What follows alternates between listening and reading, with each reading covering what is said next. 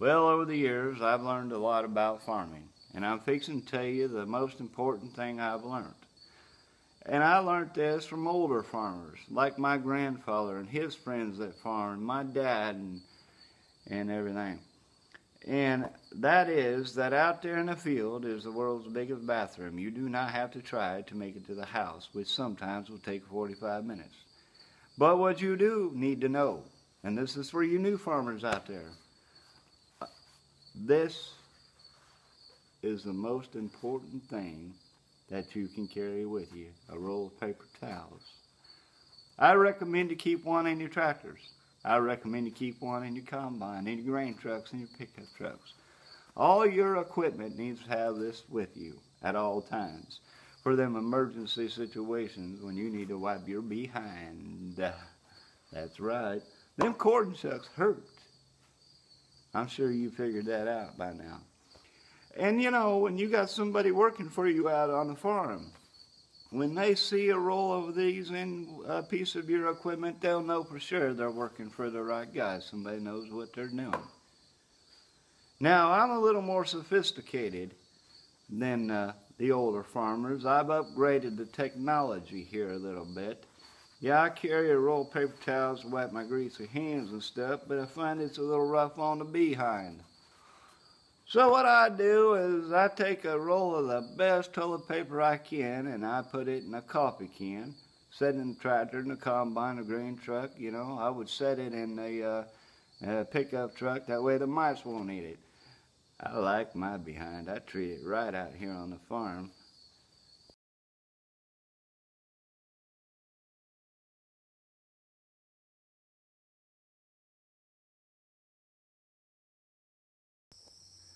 Now, a few years ago, a very respected comedian come out with a line of jokes. These were, "You might be a redneck if" jokes. And Jeff Foxworthy did a wonderful job of explaining to the true redneck people of this country that they were rednecks. Now, the problem is now everybody in this damn country thinks they're a redneck. But the truth of the matter is, just because you have a momentary lapse of good judgment, that does not mean that you're a redneck. Rednecks are constantly having momentary lapses of good judgment. So just because you have one or two of lapses of good judgment every now and then, that does not mean you're a redneck. And I need to straighten a few of you out. All right. Let's see if we can get this done. To start out with, if you can afford to buy a house with a foundation on it, you're definitely not a redneck. If you own a poodle, you're definitely not a redneck. If your best friends is not Larry the Cable Guy and Ron White, you are definitely not a redneck. If you,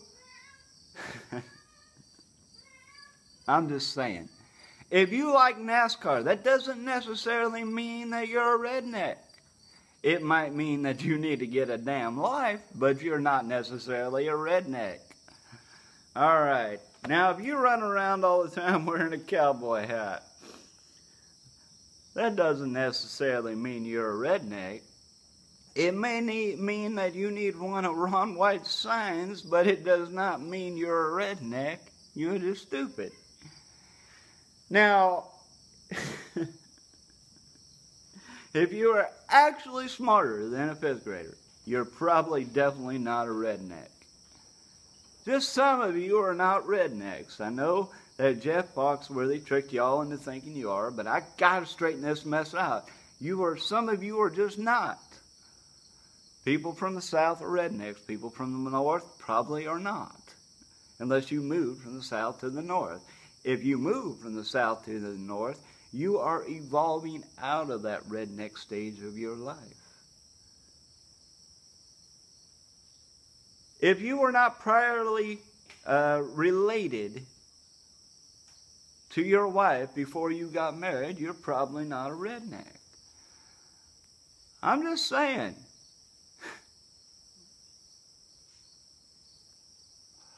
if you have never got in your vehicle drunk, running through your backyard, saying, I am the world's best backwards driver, you are probably not a redneck. Look, I'm just telling y'all, there are some people that are rednecks, and there's some people that have good common sense. That's just the bottom line of it. Now, just because that I jerry-rigged something to make it through my day does not mean I'm a redneck. Because later on, I'll go buy the part I need and put it on the lawnmower, you know. Here's a situation like I'm talking about. I got a hole in the lawnmower tire, right? So I jerry-rigged the lawnmower tire to finish out the day. What I did was I drilled a small hole in it, put a little super glue in it, I let it dry, filled it back up with air, and it got me through the rest of the day. Now later on, the next day when I was done, I went and got the lawnmower tire fixed properly. Now just because I jerry-rigged something does not mean I'm a redneck, because I can actually afford parts for my lawnmower. You know. Now, if you're pulling your boat around with a Ford pickup truck, you're definitely a redneck. But if you got a classier vehicle like a Dodge pickup truck, you can actually afford a trailer to pull your boat around with, you're probably not a redneck. I'm just saying, some of you got a little confused and mixed up with Jeff Foxworthy's videos you thought you were a redneck, but you're truly not. You just had a few momentary lapses of good judgment. Now, I hope this video has straightened some of you out, because there's some confused people out there. You know, if you actually own your own golf cart and you take it to the golf course, well, you're definitely not a redneck. That's all I'm trying to say. If you can afford to buy more than a half a gallon of milk at a time, you're definitely not a redneck. Now, don't think that just because I'm here in a machine shed making comedy videos that I'm a redneck. I'm not. I'm just trying to escape from my 6 kids who are in the house and get a little me time in my machine shed. So I'm definitely not a redneck. Hey, I hope you enjoyed this little video, and I hope you're no longer confused to whether you are or are not a redneck. Until next time, God bless you.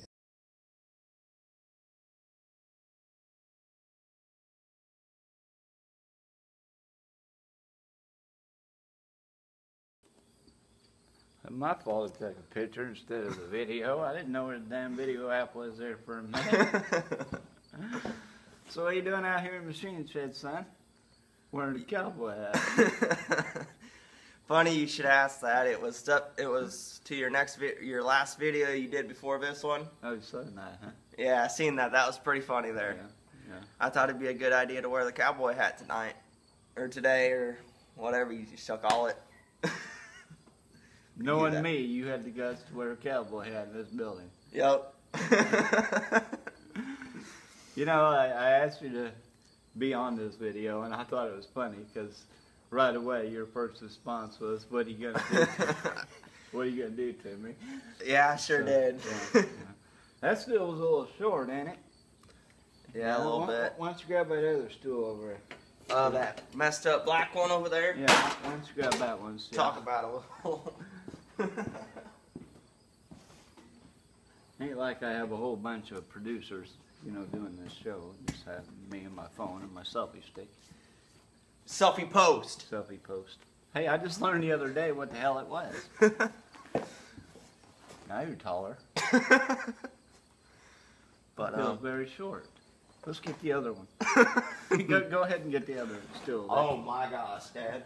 That one's just too much. Get a break. It works. There's a bucket over there. Oh, anyway.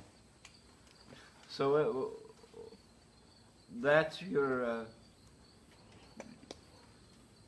good cowboy hat, huh? My $90 hat, yeah. Yeah.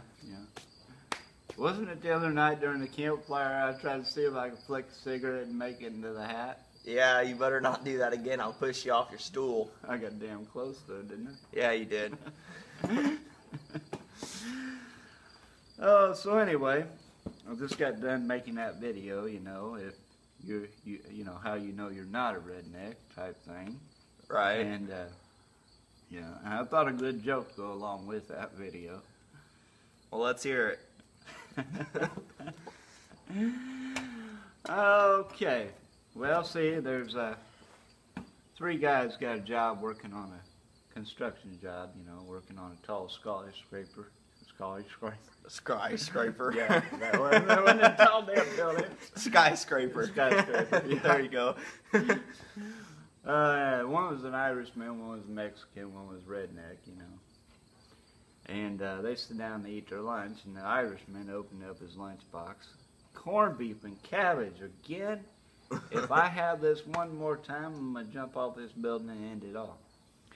Mexican, he opened up his lunchbox, you know, and burritos, wouldn't you know?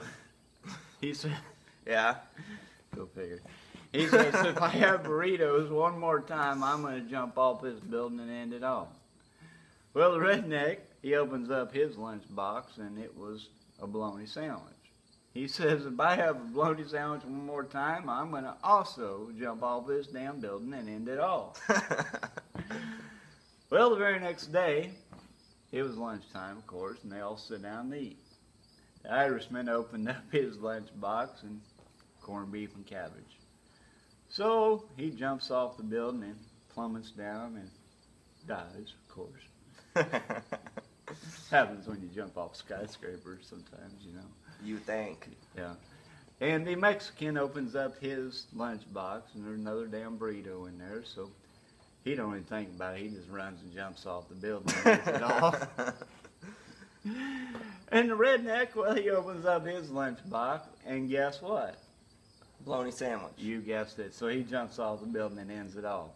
Oh my. At the funeral, you know, everybody's looking at the Irish guy's wife, and she says, if I would have known that he hated corned beef and cabbage, I would have fixed him something else. You know, she's a good woman. I can tell. Yeah. And the Mexican wife, you know, they looked at her, and she says, I had no idea that he hated burritos so much. I wish I would have fixed him something else. And then everybody began to look. Tractor going by. And everybody began to look at the redneck's wife. And she looks back at him and says, what y'all looking at? He fixes his own lunch. Now that's pretty funny. That's funny. And pretty sad in a way too. Well, yeah. But yeah. Well, them redneck people, you know, they have momentary lapses of bad judgment. They last all their life, by the way. Sort of like cowboys. nice. Nice. So you're a NASCAR fan? Used to be. Used to be. I don't watch it anymore. It got kind of boring. Cars going left, left. Oh wait, what's next? Another left turn. Yeah. I got kind of tired of watching left turns. Always left turns, right? Always left turns. Well, unless you got a road course, then you go right occasionally. Mostly left. Oh, yeah. It's funny to hear them talk about NASCAR in the bars and stuff like that, you know. They're all, NASCAR. And I'm like, they need to get a life. Well, I mostly watched it for the wrecks, you know, the cars getting destroyed, their $1 million car getting smashed into the wall. That's the best part about it. That's real funny there. Yeah. If I had $1 million car, what I'd do is Boom! boom, yeah, right into the wall. The whole crowd cheers. Meanwhile, I'm out of $1 million car. I hope I got good sponsors. Yup. Anyway, hey, I'm glad to see you had the guts to show up in the machine shed with me. I know none of the other kids do. Well, they're afraid too. I was at first. I'm like, what are you gonna do, Dad? This is kind of scary there, you know. Yeah. But yeah. Well, you know, this is the second video series that I've made of comedy in the machine shed, and I just want to try something a little different and invite one of you guys out. So I appreciate you coming. Well, I appreciate it too. Now get the hell out of my shed. All right. All right. I'll talk to you later, son. See ya.